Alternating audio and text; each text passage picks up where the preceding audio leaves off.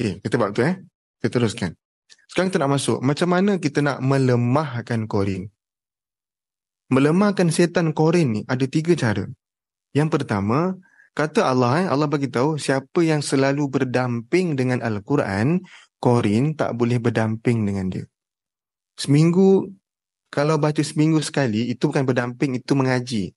Berdamping ni kita selalu bersama, walaupun setengah muka pun okey. Kalau masa cuti tak apalah, okey.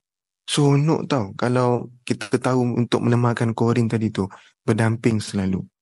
Pertama. Yang kedua, selalu berzikir. Sama ada luaran, subhanallah, subhanallah, ataupun zikir dekat dalam hati tu. Allah, Allah, la ilaha illallah. Apa-apa zikir dalam hati ataupun luaran.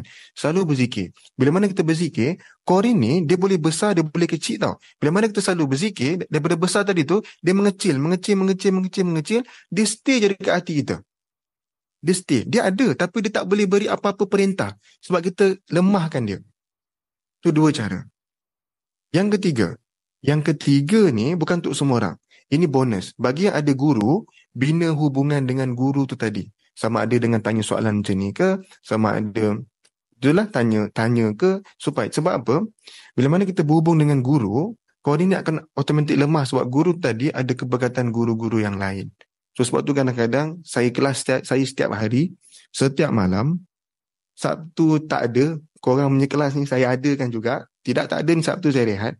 Lain-lain malam semua saya kelas.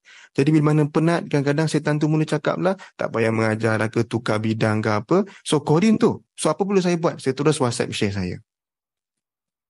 Saya terus bina hubungan. Supaya apa? Qorin tu dilemahkan, kita akan kembali balik jelas hala tuju hidup kita. Yang tu bonus lah, yang tu saya tak uraikan.